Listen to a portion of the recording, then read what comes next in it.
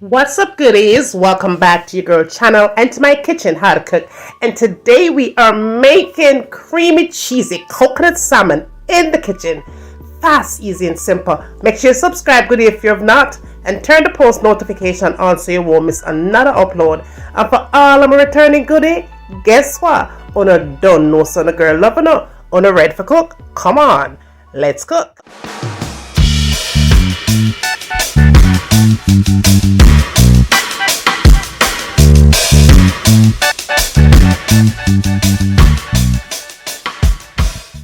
Okay, goodies, are you ready for cook? Welcome to cook now. We have our fish here. We're using salmon today, and it is washed with salt, lemon juice, and vinegar. I did let my salmon soak for a few minutes in the vinegar, okay? But you could skip that process. But make sure to your fish washed nice and clean. Now, for this recipe, I am going to use the skin on. Of course, you could remove the skin part of the fish if you so please, but I'm keeping mine on for extra added moisture on the inside.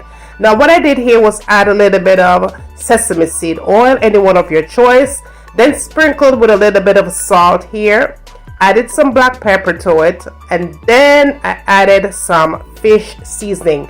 The fish seasoning that I'm using here is the Grace one, but of course you can always substitute that out for whatever it is that you have. Now I'm using some green seasoning here, and this is an homemade green seasoning that I made, and I do have the recipe for that. So I will in fact list it in the description bar below. So you go ahead and check out how I made this particular green seasoning recipe. Now all I'm doing here is rubbing in this green seasoning into the other spices that I added to the fish. And I'm going to let it sit for nothing more than 15 minutes. 15 minutes is good enough. You don't have to overdo it. 15 minutes will work just fine. Now moving right along, in my pan here I added about 1 tablespoon of unsalted butter. All right, then to the butter I added about 2 tablespoons of the sesame seed oil. I'm using 4 cloves of garlic here and just a pinch of fresh ginger. Of course you could substitute out the fresh ginger for powdered ginger or whatever it is that you have in your kitchen, but make sure you add some ginger to the recipe. Right now all I'm doing here, I'm just going to give it a nice little chop here and add it into the recipe. Okay, now you might say you don't have the fresh garlic, go ahead and add the bottled one, it doesn't matter. But if you are going to use the bottled one, you want to be sure that you have at least like maybe about 2 tablespoons of the chopped garlic from the bottle. But this one works pretty fine, it gives it a lot more flavor. So I suggest if you have garlic cloves, it is better for this recipe if that's what you have. Now good, if you're still watching me here, be sure that you subscribe to the channel, y'all.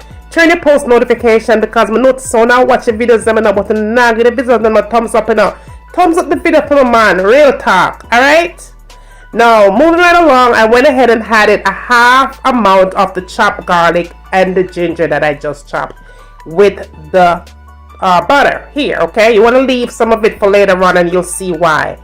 Now be sure that your fire here is turned on a medium high heat.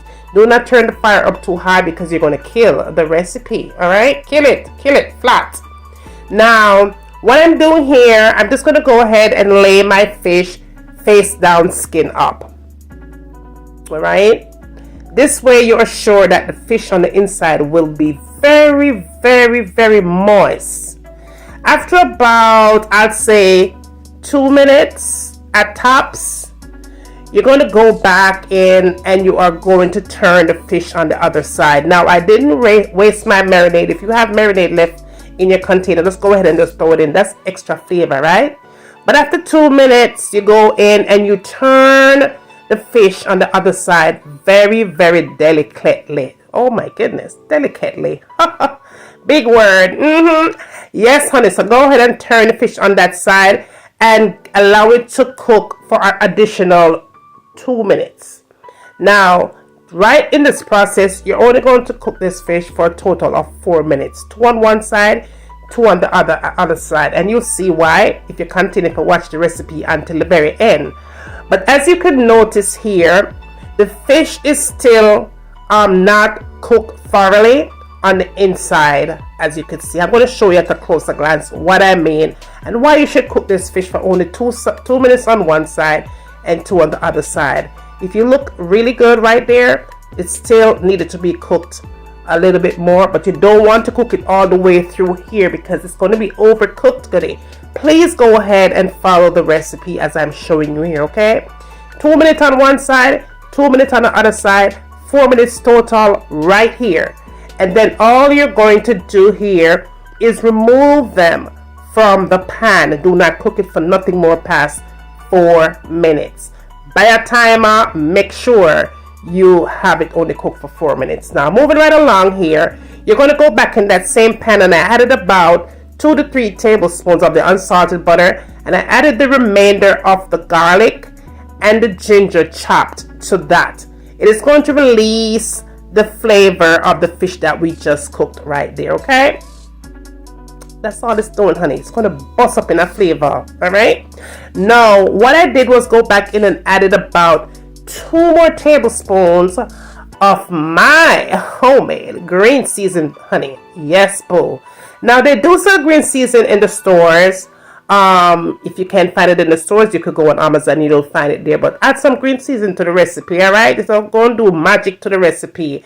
Now, here I've added some heavy whipping cream here, okay? Heavy whipping cream here. And again, I'm going to list everything that I'm using here for the recipe. Don't worry yourself. Now I'm adding some flavor here, so I put a little bit of black pepper and some more of that fish seasoning. I didn't go overboard with it, but I did spice it up with just a little bit of all-purpose seasoning, not a lot. Now here is the trick. You want to make sure that you have your yum yum sauce, all right? You can find it in your supermarket, Walmart, or anywhere there near you. If not, you could get it on Amazon, baby. Them have yum yum sauce over there. Now I added maybe about 2 to 3 tablespoons of the yum yum sauce. Yes, goodie. Go ahead and throw it all up in that good sauce here. Flavor galore. Now with your fire still at the medium heat, you're going to go in and give it a nice little stir here. Nice little stir, okay? And don't allow this thing to burn. Medium heat only. You don't want to cook it too fast, all right? Now once again, goodie, make sure you subscribe to my channel. If you have not, please go ahead and do so right now. Now what I'm doing here, I'm adding some lemon juice from the bottle. You could add fresh lemon if you that's what you have, but make sure you add some lemon to it. This is a dried coconut, and I'm using the unsweetened dried coconut here, flakes, right? Pour it all in there, and again I'm going to list everything that I'm using for the recipe, and the amount will be in the description part of this video. Now I'm choosing to use fresh spinach here. Now if you don't have fresh one here like I'm using, go ahead and add frozen one, add canned one, but you do need spinach for the recipe. Now go ahead and give all that a good stir in, mix in with everything that you have added here, okay? Be sure to taste as you go along, so that way you ensure that it has the flavor that you also want, okay? You might not like the things that we add, but don't take away too much of it because it's going to kill the recipe, right? Okay, now goodies, moving right along, you're going to go and add the fish into the sauce. You see how that bubble? Nice? Yes. Now what you're doing here is cooking the remainder of the fish. Remember, you only cooked it for 4 minutes total. It is not cooked all the way through. Now you don't want to overcook it for sure, but you don't want to undercook it either. So we are going to assure that it is cooked on the inside. So after you place your fish in that good sauce, you go ahead and you pour your most favorite cheese. I'm using sharp cheddar here. Just go ahead and add whatever kind of a cheese that you so choose you want to have that you like in your kitchen, right? Just sprinkle it on and just be generous with your cheese.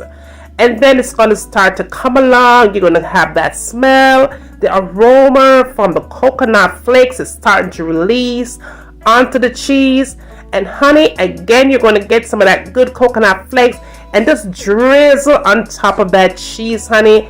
Do not cover your pot, y'all. This recipe is done uncovered the entire process, okay? The entire process. But be sure that your stove top is at a medium heat here. Ooh la la, the thing is divine. Allow it to cook for an additional 3 minutes at the most. The longer you cook your salmon, it's the harder it's going to get, and it's going to lose its moisture. Listen, you are all done here. Now I'm serving it up here, and honey, look at that sauce. That sauce is immaculate. It's filled with flavor, that coconut smell, that aroma from the coconut, and the spices that's on there is giving it all the life that it's also needed here. And that sauce is just drizzled all the way down, and I did go back and add some of that extra cheese. And honey baby child, yes, boo boo boo boo boo, look how tender that fish there is. Nice and tender, honey, sweet all the way from out to inside. And let me tell you, not gonna have to give this one a try, because y'all gonna love this recipe. Served on rice, served on potato, served on spaghetti, served on pasta, served on whatever it is that you like. That sauce, honey, is amazing, off the chain. You're going to love this recipe.